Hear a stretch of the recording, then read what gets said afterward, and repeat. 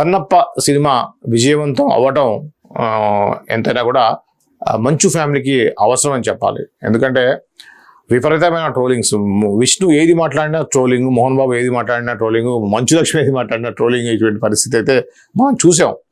So ఈ క్రమంలో ఈ యొక్క కన్నప్ప కూడా ఖచ్చితంగా కన్నప్ప ట్రైలర్ వచ్చినప్పటి నుంచి ఆమె ట్రోలింగ్ స్టార్ట్ అయినాయి. శివయ్య అనేది చివరికి సినిమాలో కూడా కామెడీ లాగా పెట్టే పరిస్థితి వచ్చిందంటే ఎంత ట్రోలింగ్ ఉందో మనం ఆలోచించుకోవచ్చు. దానికి కారణం ఏంటంటే వీళ్ళు ఒక మాట్లాడే ఒక పద్ధతి, మాట్లాడేటువంటి మాటలు ఏవైతున్నాయో అవి కొంత ట్రోలింగ్కి గురి చేస్తాయి. స్వయంకృతాభిరాధమే అనుకోవచ్చు దాన్ని. ఇప్పుడు చూడండి కన్నప్ప విషయంలో కూడా ట్రోలింగ్ చేయొచ్చు. రకరకాల కారణాల వల్ల కొంత ట్రోలింగ్ అయినప్పుడు కూడా సోషల్ మీడియాని ఆపలేం కదా. సో చాలా హెచ్చరికలు జారీ చేశాడు.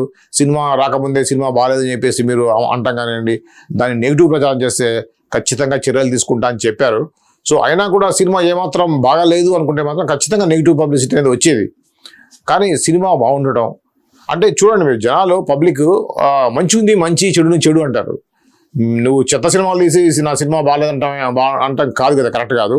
సినిమా బాగుండబట్టి ఇన్ని నెగిటివ్స్ తోటి ఫ్యామిలీ గొడవలు, ఒక పక్కన ఆయన మాట్లాడే మాటలు కానివ్వండి, మోహన్ బాబు మీడియా మీద చేసినటువంటి దాడి కానివ్వండి, ఇలా రకరకాల కారణాలతోటి నెగిటివ్లో ఉన్నటువంటి కన్నప్ప యూనిట్ ఎప్పుడైతే ఈ యొక్క సినిమా బాగుంది అనే టాక్ వచ్చిందో ఆటోమేటిక్గా అందరూ బాగుందని అంటున్నారు.